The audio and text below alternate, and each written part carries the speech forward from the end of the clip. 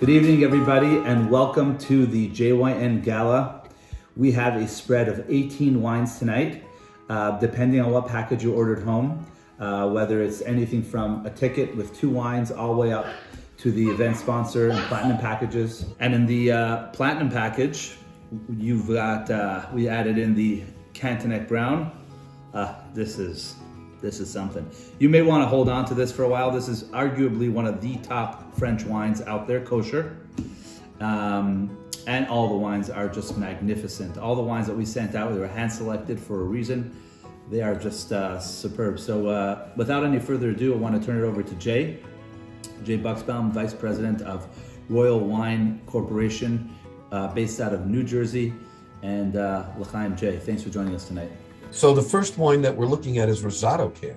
Now the Rosato Can is really exciting because of 2 reasons. First of all, in this day and age when everybody's concerned about touching and feeling and, when you have this single serve kind of stuff, it's the first thing that people, go to, whether it's at a kiddush or at a bar mitzvah or a wedding or even at home. Well, not so much at home, but, in public, what do you call it? And what's wonderful about it is that it does not decrease from the quality of the wine. Does not decrease from the quality of wine. In fact, for light wines such as Rosato, such as Moscatos and Rosatos of that nature, it actually keeps it fresher. Age-worthy wines need to be in a bottle with a cork, but Rosato cans and Moscato cans are just fantastic the way they are. And then you have Barton Moscato. It's the original iconic Moscato. What's really interesting is that people don't realize that it started out to service the kosher Jewish clientele and their palate, their taste profile.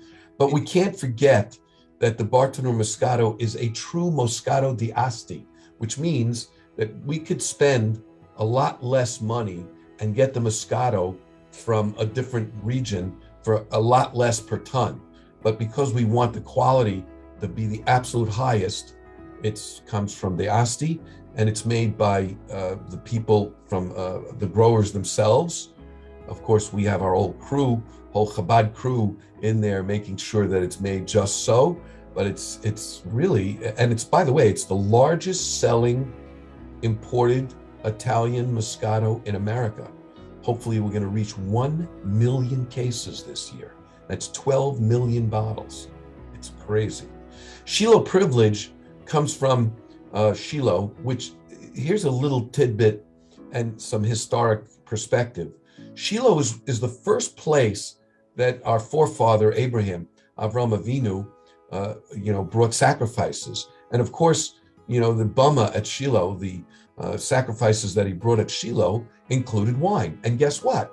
For the first time in history, well, in several thousand years, they're now making wine in Shiloh again.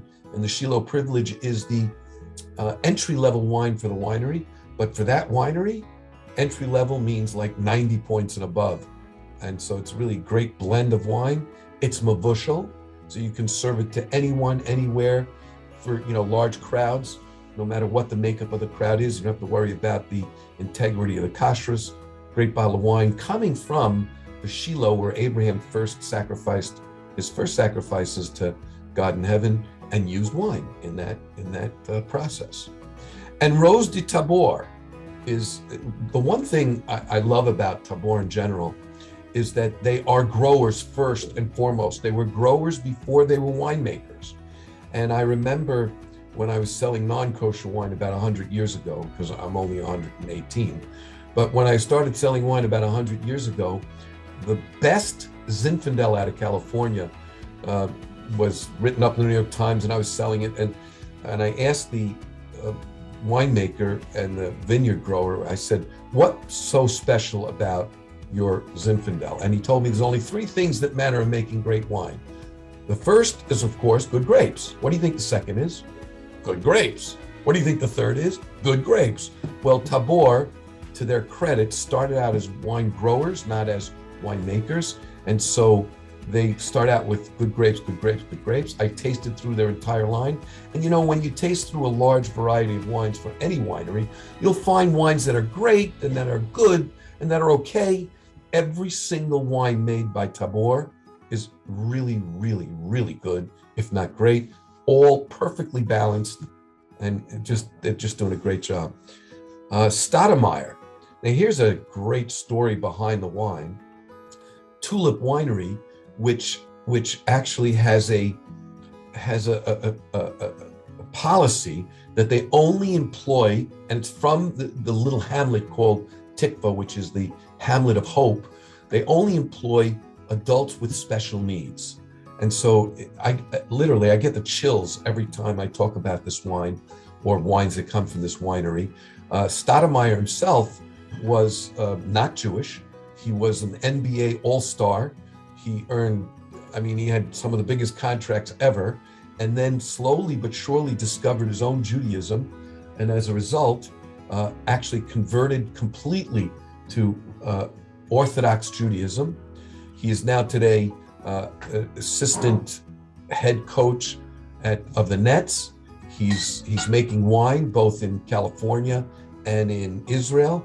And this is one of them. This is a really, and he says the reason I did it there is because not only do I want he loves wine, so that was the main reason, but not only do I want to get in touch with the wines that I love, and he spent 6 months going through various blends until he decided on this one, but he wants to do it in Israel and with a place that gives back to the community by utilizing people or adults with special needs. Bodegas Faustino, very famous winery. I think it's like 1,000 years old. It's from Spain. What I find like quite interesting about this winery is that, first of all, it's really a big statement about our wine crew in Europe, because Faustino is one of the largest, well-known Spanish wines in the world. They really don't need more aggravation in making something new or different or special, but because of the relationship that Menachem Israelievich and our crew who makes kosher wine in Europe they've convinced this Bodegas Faustino to make wine. What's also exciting about it, it's about the same price as its non-kosher version. Very unusual. Yatir Forest. Now here's an amazing story. Yatir Forest comes from the forest in Yatir. And, Ben Gurion once, when he first established, when he was the first president, prime minister, and he brought in some experts, and he said to them, let's go to the desert, let's see what we can grow in the desert. And the experts said, they spent 6 months and thousands of dollars, and he paid them and all that. And then they came back and they said, I don't think we can really grow anything in this desert. He said, you need to look at somewhere else to grow the, wines, etc. And you know what he said? He said, no, we don't need to find somewhere else to grow. We need to find new advisors. And so he decided that he was going to, and it's the only place in the world, Israel is, where every year there's more, they're taking desert and reclaiming it into green space. And part of that green space are vineyards, literally smack dab in the middle of the desert. Yatir Forest is a amazing blend, what we call classic Bordeaux varieties, Cabernet, Merlot, Cabernet Franc, and Petit Verdot. It is considered one of the top 2, 3, maybe 4 wineries in quality of all of Israel. You're very lucky to be able to taste that this evening.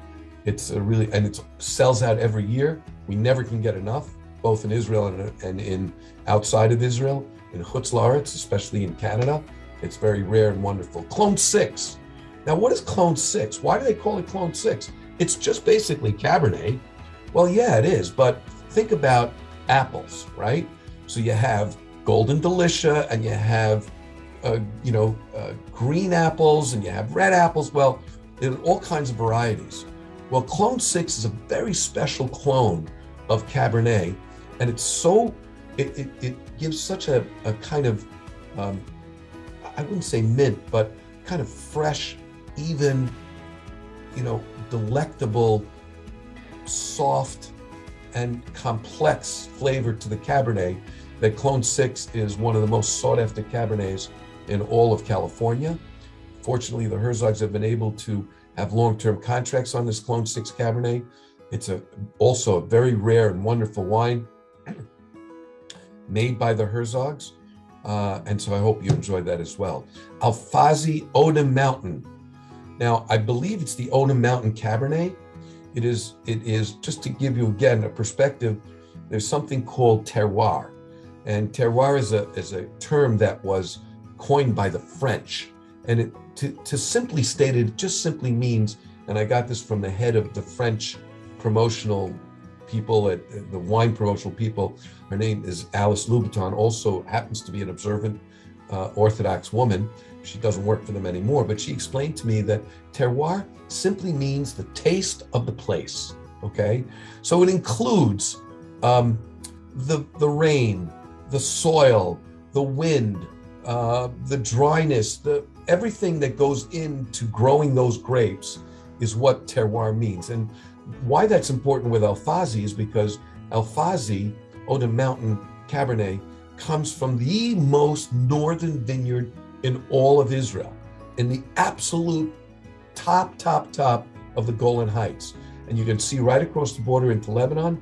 And the reason why that's important is because that affects the terroir as well. That affects the taste of the place. And again, what's really wonderful about Alfazi in general is that this family has been first and foremost a wine growing family. It's only about 10 years that they're making wine on their own. This wine is also one of those rare and wonderful wines that, grab by both hands. And actually, even though it tastes good now, because Israel in general is a warm weather climate, so its wines are generally more sweet at harvest, and that means only the grape juice is sweet, but they ferment out all that juice, all that grape juice sweetness into dry wines, but it still will leave you with opulence that is just absolutely wonderful. So it's full and rich, but it still has many, many years of aging potential after that. And finally, Chateau Cantine Brown. Now, Cantine Brown, there is a leveling system of how you rate wines in France, and it's called the Cru system. There's Premier Cru, there's first Premier Cru, there's second Premier Cru, there's a third Premier Cru, et cetera, et cetera, et cetera. Cantine Brown is one of only a very small handful of first Premier Crus. They actually sell out every single bottle of their wine, even before it's released every single year. And I'm talking about the non-kosher. This is exactly like the non-kosher, but they've agreed to make kosher wine. And this is a very rare and wonderful wine. We don't get to make it every year at Cantine Brown. Fortunately, your hosts have been able to get you some for this wonderful, wonderful event and wonderful cause. I know that as soon as it comes out, I buy a case or two and put it away. Even though, again, it tastes okay and really good, actually. Initially, a year or two later, it tastes much better. And 5 and 10 and even 20 years later, it'll blow your mind. So those are the list of the wines. I think it's a great variety of wines. And we're very lucky, including a rosé and an entry-level great wine from Israel, and just fun, happy wines from Moscatos, and really rich, wonderful wines from California, Israel, and finally from France's Bordeaux area in Chateau Cantine Brown. So I've traveled all over the world, tasting wines at these wineries and offering them to places as far afield as Dubai to Beijing and every place in between, including Argentina and you name it. So these are wines that we can all be proud of, but most importantly, they're now being shared with you by the Jewish Youth Network, which is an amazing organization that does so many wonderful things. So we really thank you for supporting the Jewish Youth Network, and hope you'll continue to support them, enjoy their wines, and of course, drink a little bit more tonight so that you can loosen up your wallets too. This is Jay Buchsbaum reporting live to you for the Jewish Network from our headquarters here in Bayonne, New Jersey.